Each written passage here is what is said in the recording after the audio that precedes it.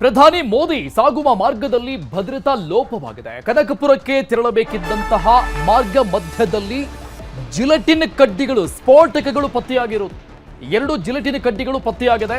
ಕಗ್ಗಲೀಪುರದ ತಾತುಗುಣಿ ಬಳಿ ಈ ಜಿಲೆಟಿನ್ ಕಡ್ಡಿಗಳು ಪತ್ತೆಯಾಗಿರುವುದು. ಪ್ರಧಾನಿ ಮೋದಿ ಅವರು ಇದೇ ಮಾರ್ಗವಾಗಿ ಹೋಗಿದ್ದಾರೆ. ಆರ್ಟ್ ಆಫ್ ಲಿವಿಂಗ್ ಎಲ್ಲಿ ಕಾರ್ಯಕ್ರಮ ನಿಗದಿಯಾಗಿತ್ತು ಆ ಜಾಗಕ್ಕೆ, ಆರ್ಟ್ ಆಫ್ ಲಿವಿಂಗ್ ಬಳಿಯಲ್ಲಿನೇ ಜಿಲೆಟಿನ್ ಕಡ್ಡಿಗಳು ಪತ್ತೆಯಾಗಿರುವುದು. 2 ಜಿಲೆಟಿನ್ ಕಡ್ಡಿಗಳನ್ನ ಆಗಂತುಕನೊಬ್ಬ ಬಿಸಾಕ್ ಹೋಗಿದ್ದಾನೆನ್ನೋ ಮಾಹಿತಿ ಸಿಗ್ತಾ ಇದೆ. ಬ್ರಿಡ್ಜ್ ಪಕ್ಕದ ಕಾಂಪೌಂಡ್ ಬಳಿ ಈ ಜಿಲೆಟಿನ್ ಕಡ್ಡಿಗಳನ್ನ 2 ಸಿಕ್ಕಿರೋದು. 2 ಜಿಲೆಟಿನ್ ಕಡ್ಡಿಗಳನ್ನ ಬಿಸಾಕ್ ಹೋಗಿದ್ದಾರೆ. ಇದು ಪ್ರಧಾನಿ ಮೋದಿ ಅವರು ಸಂಚಾರ ಮಾಡಿರುವಂತಹ ವಿಡಿಯೋ ನೋಡ್ತಾ ಇದ್ದೀವಿ. ಅವರನ್ನು ನೋಡೋಕೆ ರಸ್ತೆಯ ಇಕ್ಕೆಲೆಗಳಲ್ಲಿ ಸಾವಿರಾರು ಜನ ಕಾದು ನಿಂತ್ಕೊಂಡಿದ್ರು ಸುಮಾರು ಗಂಟೆಗಳ ಕಾಲ.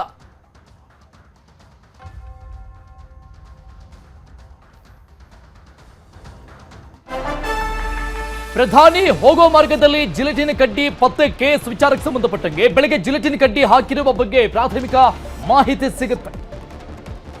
ಬೆಂಗಳೂರು ರಾಮನಗರ ಪೊಲೀಸರ ಜಂಟಿ ತಂಡ ರಚನೆ ಮಾಡಲಾಗಿದೆ. ಈ ಬಗ್ಗೆ ತನಿಖೆಗಾಗಿ ರಾಮನಗರ ಡಿವೈಎಸ್ಪಿ ಶ್ರೀನಿವಾಸ್ ನೇತೃತ್ವದಲ್ಲಿ ತಂಡ ರಚನೆ ಮಾಡಲಾಗಿದೆ. 6 ತಂಡಗಳ ರಚನೆ ಆಗಿದೆ. ಈ ಪ್ರಕರಣಕ್ಕೆ ಸಂಬಂಧಪಟ್ಟಂಗೆ 50ಕ್ಕೂ ಹೆಚ್ಚು ಸಿಬ್ಬಂದಿಗಳನ್ನ ನಿಯೋಜನೆ ಮಾಡಲಾಗಿದೆ. ಕೆಲವೇ ಹೊತ್ತಲ್ಲಿ ಸ್ಪೆಷಲ್ ಟೀಮ್ ನಿಯೋಜನೆಗೊಂಡಿತ್ತು. ಈ ಜಿಲೆಟಿನ್ ಕಡ್ಡಿಗಳನ್ನ ಪತ್ತೆ ಹಚ್ಚುತ್ತೆ. ಪೊಲೀಸರ ಕಣ್ತಪ್ಪಿಸಿ ಜಿಲೆಟಿನ್ ಕಡ್ಡಿ ಹಾಕೋಕೆ ಸಾಧ್ಯವೇ ಇಲ್ಲ. ಪ್ರಕರಣವನ್ನ ಗಂಭೀರವಾಗಿ ಪೊಲೀಸರು, ಹಿರಿಯ ಅಧಿಕಾರಿಗಳು ಪರಿಗಣಿಸಿದ್ದಾರೆ.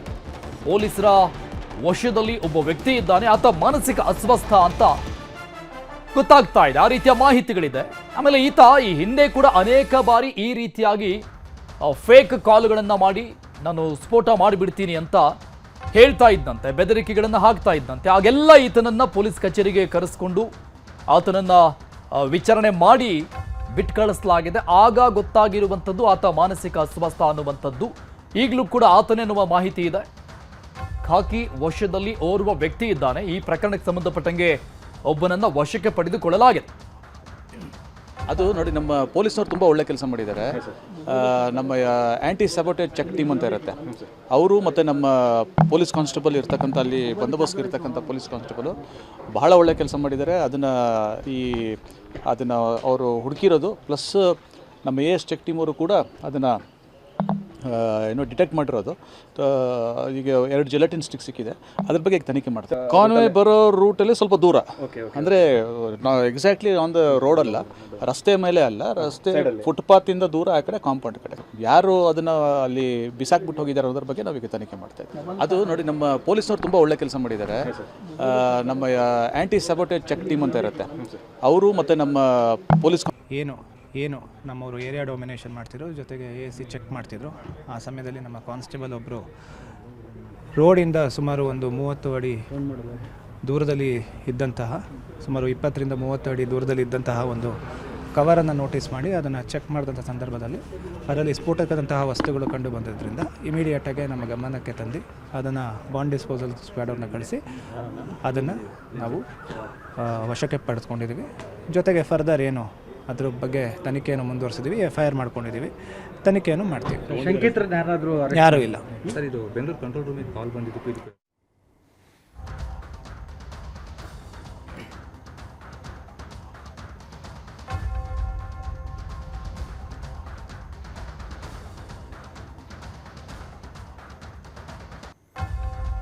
ಈ ಬಗ್ಗೆ ಇನ್ನಷ್ಟು ಡೀಟೇಲ್ಸ್ ಕೊಡ್ತಾರೆ ನಮ್ಮ ಪ್ರತಿನಿಧಿಗಳು ಗಂಗಾಧರ್ ಹಾಗೂ ತಿಮ್ಮೇಗೌಡರು ಲೈವ್ನಲ್ಲಿ ಜಾಯ್ನ್ ಆಗ್ತಾ ಇದ್ದಾರೆ. ಗಂಗಾಧರ್, ಓರ್ವ ವ್ಯಕ್ತಿಯನ್ನ ಈ ವಿಚಾರಕ್ಕೆ ಸಂಬಂಧಪಟ್ಟಂಗೆ ವಶಕ್ಕೆ ಪಡೆದುಕೊಂಡಿದ್ದಾರೆ. ಆತ ಮಾನಸಿಕ ಅಸ್ವಸ್ಥ ಅನ್ನೋ ವಿಚಾರ ಗೊತ್ತಾಗ್ತಾ ಇದೆ. ಆ ರೀತಿಯ ಮಾಹಿತಿಗಳಿದೆ. ಈ ಹಿಂದೆ ಕೂಡ ಈ ರೀತಿ ಈತ ಫೇಕ್ ಕಾಲ್ಗಳನ್ನ ಮಾಡಿ ಬೆದರಿಕೆಯನ್ನ ಹಾಕ್ತಾ ಇದ್ದ ಅನ್ನುವಂಥ ವಿಚಾರ. ಸೊ ಆತನೇ ಇವನ, ಹೇಗೆ, ಏನ್ ಮಾಹಿತಿ ಇದೆ ಈ ಬಗ್ಗೆ? ಅರುಣ್, ಪ್ರಮುಖವಾಗಿ ಇವತ್ತು ಬೆಳಿಗ್ಗೆ 7 ಗಂಟೆಯ ಸುಮಾರಿಗೆ ಕೋರಮಂಗಲ ಠಾಣೆಗೆ ಇದೇ ವ್ಯಕ್ತಿ ಒಂದು ಕರೆಯನ್ನ ಮಾಡಿ ಏನೋ ಒಂದು HL ಆಗಿರಬಹುದು ಮತ್ತೆ ರವಿಶಂಕರ್ ಗುರುಜಿಯ ಆಶ್ರಮದ ಬಳಿ ಇನ್ನೊಂದು ಇನ್ಸಿಡೆಂಟ್ ಆಗಿರುವಂತದ ಬಗ್ಗೆ ಅಂದ್ರೆ ನಾವೊಂದು ಬ್ಲಾಸ್ಟ್ ಅನ್ನ ಮಾಡ್ತೀವಿ ಅಂತ ಹೇಳಿದ್ರು. ಆ ನಿಟ್ಟಿನಲ್ಲಿ ಪೊಲೀಸರು ಎಂಕ್ವೈರಿ ಮಾಡಿದಂತಹ ಸಂದರ್ಭದಲ್ಲಿ ಆ ವ್ಯಕ್ತಿ ತಿಲಕ್ ನಗರದ ಬಳಿ ಸಿಗುವಂತದ್ದು. ಸದ್ಯ ನೀವು ನೋಡಬಹುದು ಇದೇ ಒಂದು ಮನೆ, ಈ ಒಂದು ಮನೆ ಏನಿದೆ ಈತ ಲೋಹಿತ್ ಅಂತ ಹೇಳಲಾಗ್ತಾ ಇರುವಂತದ್ದು. ಈತ ಈ ಒಂದು ಬಿಲ್ಡಿಂಗ್ ಏನಿದೆ ಈ ಬಿಲ್ಡಿಂಗ್ ನ ಮೊದಲ ಮಹಡಿಯಲ್ಲಿ ಆತ ವಾಸವಾಗಿದ್ದಂಥದ್ದು.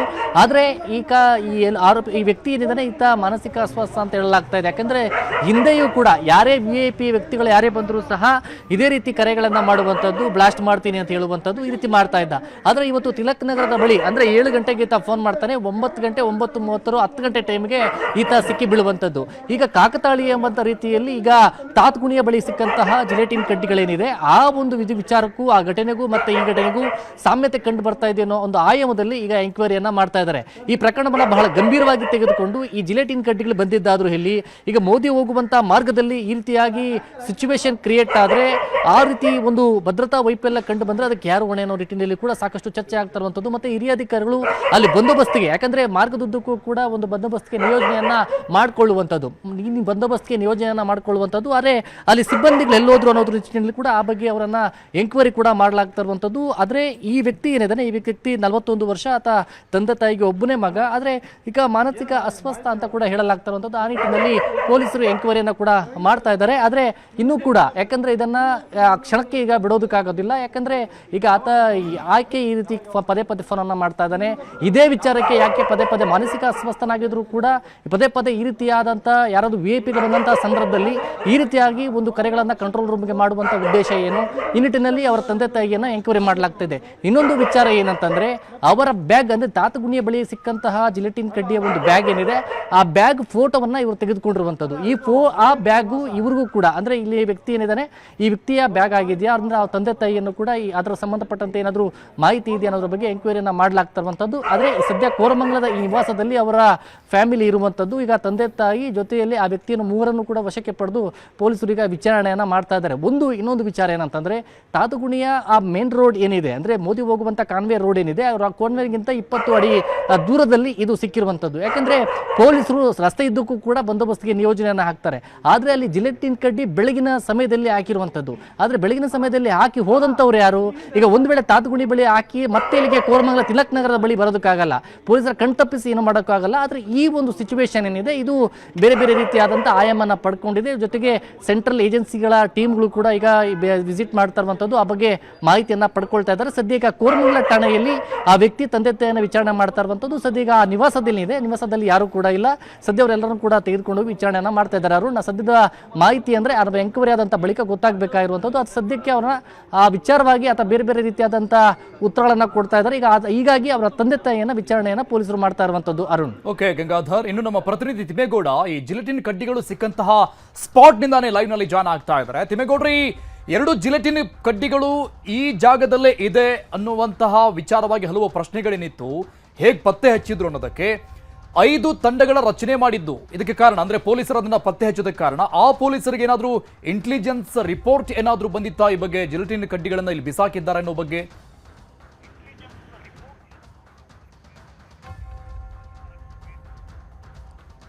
ಅರುಣ್, ಇದೀಗ ನಮ್ಮ ನ್ಯೂಸ್ 18ಗೆ ಲಭ್ಯ ಆಗಿರ್ತಕ್ಕಂಥ ಮಾಹಿತಿ ಪ್ರಕಾರ ಏನು ಶಂಕಿತ ವ್ಯಕ್ತಿ ಏನಿದ್ದಾನೆ ಆತ ಬೆಂಗಳೂರಿನ ಕಂಟ್ರೋಲ್ ರೂಮ್ಗೆ ಕರೆ ಮಾಡಿದ್ದ ಅಂತ ಹೇಳಲಾಗ್ತಾ ಇದೆ.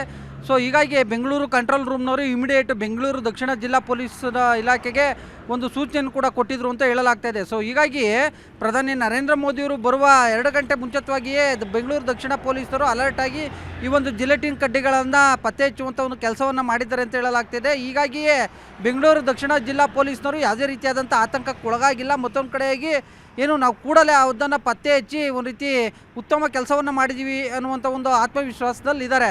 ಈ ಸಂಬಂಧವಾಗಿ ಹಿರಿಯ ಪೊಲೀಸ್ ಅಧಿಕಾರಿಗಳು ಕೂಡ ಬೆಂಗಳೂರು ದಕ್ಷಿಣ ಜಿಲ್ಲಾ ಪೊಲೀಸರ ಕಾರ್ಯವನ್ನು ಪ್ರಶಂಸೆ ವ್ಯಕ್ತಪಡಿಸಿರ್ತಕ್ಕಂಥದ್ದು. ಕೇಂದ್ರ ವಲಯ IGP ಗಿರೀಶ್ ಅವರು ಕೂಡ ನಮ್ಮ ಪೊಲೀಸ್ನವರು ಉತ್ತಮ ಕೆಲಸವನ್ನು ಮಾಡಿದ್ದಾರೆ, ಹೀಗಾಗಿ 2 ಗಂಟೆ ಮುಂಚಿತವಾಗಿ ಜಿಲೆಟಿನ್ ಕಡ್ಡಿಗಳು ಪತ್ತೆಯಾಗಿದ್ದಾವೆ ಅನ್ನುವಂಥ ಒಂದು ಮಾತನ್ನು ಹೇಳೋದ್ರ ಮುಖಾಂತರ ಪೊಲೀಸರ ಕಾರ್ಯವೈಖರಿಗೆ ಮೆಚ್ಚುಗೆಯನ್ನು ವ್ಯಕ್ತಪಡಿಸಿದ್ದಾರೆ. ಇದೀಗ ನಾನು ಆ ಒಂದು ಘಟನೆ ನಡೆದಿರ್ತಕ್ಕಂಥ ಒಂದು ಸ್ಪಾಟ್ನಲ್ಲೇ ಇದ್ದೀನಿ. ಅರುಣ್, ದೃಶ್ಯದಲ್ಲಿ ನೋಡ್ತಾ ಇರ್ಬೋದು, ಈ ಒಂದು ಸ್ಥಳದಲ್ಲೇ ಜಿಲೆಟಿನ್ ಕಡ್ಡಿಗಳು ಪತ್ತೆಯಾಗಿರ್ತಕ್ಕಂಥದ್ದು. ಪ್ರಧಾನಿ ನರೇಂದ್ರ ಮೋದಿಯವರು ಇವತ್ತು ಏನು HL ವಿಮಾನ ನಿಲ್ದಾಣದಿಂದ ರವಿಶಂಕರ್ ಗುರೂಜಿ ಆಶ್ರಮ ಆರ್ಟ್ ಆಫ್ ಲಿವಿಂಗ್ನ ಆಶ್ರಮ ಏನಿದೆ ಆ ಒಂದು ಆಶ್ರಮದತ್ತ ಬರುವಂಥ ಸಂದರ್ಭದಲ್ಲಿ ಈ ಒಂದು ಮಾರ್ಗದಲ್ಲಿ ಈ ಒಂದು ಸ್ಪಾಟ್ನಲ್ಲಿ ಜಿಲೆಟಿನ್ ಕಡ್ಡಿಗಳನ್ನು ಇಟ್ಟಿದ್ರು ಅಂತ ಹೇಳಲಾಗ್ತಾ ಇದೆ.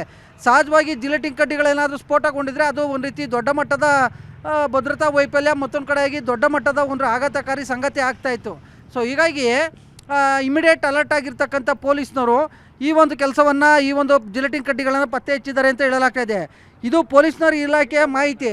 ಆದರೆ ಎಲ್ಲ ಒಂದು ಕಡೆಯಾಗಿ ಈ ಒಂದು ಘಟನೆ ನಡೆದಿರ್ತಕ್ಕಂಥದ್ದು ಸಹಜವಾಗಿ ಒಂದು ರೀತಿ ಭದ್ರತಾ ವೈಫಲ್ಯ ಅನ್ನುವಂಥದ್ದು ವಿರೋಧ ಪಕ್ಷಗಳ ಆರೋಪ. ಯಾಕಂತ ಹೇಳಿದ್ರೆ ಪ್ರಧಾನಿ ನರೇಂದ್ರ ಮೋದಿಯವರು ದೇಶದ ಅತ್ಯುನ್ನತ ನಾಯಕ. ಅವರಿಗೆ ಬರುವಂಥ ಸಂದರ್ಭದಲ್ಲಿ Z+ ಸೆಕ್ಯೂರಿಟಿ ಇರುತ್ತೆ. ಮತ್ತೊಂದು ಕಡೆಯಾಗಿ ಕ್ಷಣ ಕ್ಷಣಕ್ಕೂ ಕೂಡ ತಪಾಸಣೆಗಳು ನಡೀತವೆ. ಹೆಜ್ಜೆ ಹೆಜ್ಜೆಗೂ ಕೂಡ ಪೊಲೀಸರನ್ನು ನಿಯೋಜನೆ ಮಾಡಲಾಗಿರುತ್ತೆ. ಇಂಥ ಒಂದು ಸಂದರ್ಭದಲ್ಲಿ ಪೊಲೀಸ್ನವರು ಅಂದರೆ ಮೋದಿ ತೆರಳುವಂಥ ಒಂದು ಮಾರ್ಗದಲ್ಲಿ ಒಂದು ಏನು ಯಾವುದೇ ರೀತಿಯಾದಂಥ ಪ್ರಾಣಿ ಪಕ್ಷಿಗಳು ಕೂಡ ತೆರಳೋದಕ್ಕೆ ಅವಕಾಶ ಇರೋದಿಲ್ಲ. ಅಂಥ ಸಂದರ್ಭದಲ್ಲಿ ಈ ರೀತಿಯಾಗಿ ಸ್ಫೋಟಕ ವಸ್ತುಗಳನ್ನು ಇಡ್ತಾರೆ ಅಂದರೆ ಅದು ಸಹಜವಾಗಿ ಭದ್ರತಾ ವೈಫಲ್ಯ ಅಂತಲೇ ಹೇಳಲಾಗ್ತಾ ಇದೆ. ಸೊ ಹೀಗಾಗಿ ಪೊಲೀಸ್ನರು ಈ ಒಂದು ಗೃಹ ಇಲಾಖೆ ವೈಫಲ್ಯ ಆಗಬಾರ್ದು, ಈ ನಿಟ್ಟಲ್ಲಿ ಪ್ರತಿಪಕ್ಷಗಳಿಗೆ ಆಹಾರ ಆಗಬಾರ್ದು ಅನ್ನುವಂಥ ನಿಟ್ಟಲ್ಲಿ ಎಚ್ಚೆತ್ತುಕೊಂಡಿರ್ತಕ್ಕಂಥ ಗೃಹ ಸಚಿವ ಡಾಕ್ಟರ್ ಜಿ ಪರಮೇಶ್ವರ್ ಅವರು ಇದೀಗ ಬೆಂಗಳೂರು ದಕ್ಷಿಣ ಜಿಲ್ಲಾ ಪೊಲೀಸರು ಮತ್ತು ಕೇಂದ್ರ ವಲಯ IGP ಗಿರೀಶ್ ಅವ್ರಿಗೆ ದೂರವಾಣಿ ಕರೆ ಮಾಡೋದ್ರ ಮುಖಾಂತರ ಪ್ರಾಥಮಿಕ ವರದಿಯನ್ನು ಕೊಡುವಂತೆ ಒಂದು ಸೂಚನೆ ಕೂಡ ಕೊಟ್ಟಿದ್ದಾರೆ ಅಂತ ಹೇಳಲಾಗ್ತದೆ. ಯಾಕಂತ ಹೇಳಿದ್ರೆ ಸಹಜವಾಗಿ ಇದು ಒಂದು ರೀತಿ ಗೃಹ ಇಲಾಖೆಗೆ ಸಂಬಂಧಪಟ್ಟಂಥ ಒಂದು ನಡೆದಿರ್ತಕ್ಕಂಥ ಒಂದು ಪ್ರಕರಣ.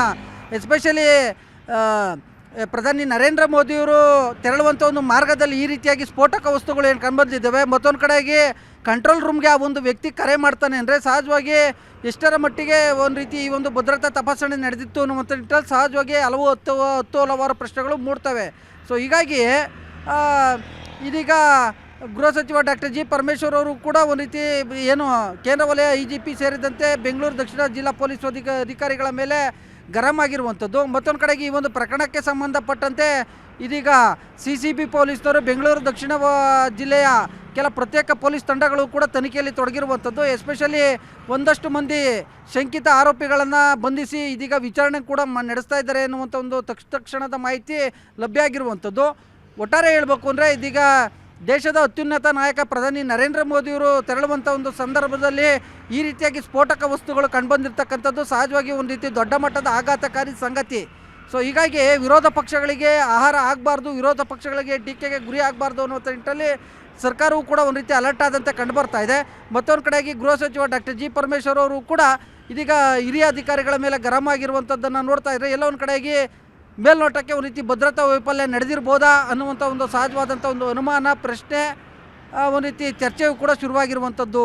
ಅರುಣ್, ತಿಮ್ಮೇಗೌಡ್ರೆ, ಈ ಜಾಗದಲ್ಲಿ ನೀವಿರುವಂತಹ ಜಾಗದಲ್ಲಿ ತುಂಬಾ ಟು ಅರ್ಲಿ ಮಾರ್ನಿಂಗ್ ತಂದು ಹಾಕಿದ್ದಾರೆ ಅನ್ನುವಂತಹ ಮಾಹಿತಿಗಳಿದೆ. ಯಾಕಂದ್ರೆ ಹೆಚ್ಚಿನ ಭದ್ರತೆಯನ್ನು ಇವತ್ತು ನಿಯೋಜನೆ ಮಾಡಿರೋದ್ರಿಂದ ಪೊಲೀಸರ ಕಣ್ ತಪ್ಪಿಸಿ ಈ ತುಂಬಾ ಬೆಳಕಾದ ನಂತರದಲ್ಲಿ ತಂದು ಹಾಕೋಕ್ ಚಾನ್ಸಸ್ ಕಡಿಮೆ ಇರುತ್ತೆ. ಟು ಅರ್ಲಿ ತಂದು ಹಾಕಿರಬಹುದು ಅಂತ. ಆಮೇಲೆ ಬೇರೆ ಯಾವುದಾದ್ರೂ ಜಾಗಗಳ ಮೇಲೆ ಅನುಮಾನ ಏನಾದರೂ ವ್ಯಕ್ತಪಡಿಸ್ತಾ ಇದ್ದಾರಾ ಹಿರಿಯ ಪೊಲೀಸ್ ಅಧಿಕಾರಿಗಳು? ಹೇಗೆ ನಡೀತಾ ಇದೆ ತನಿಖೆ?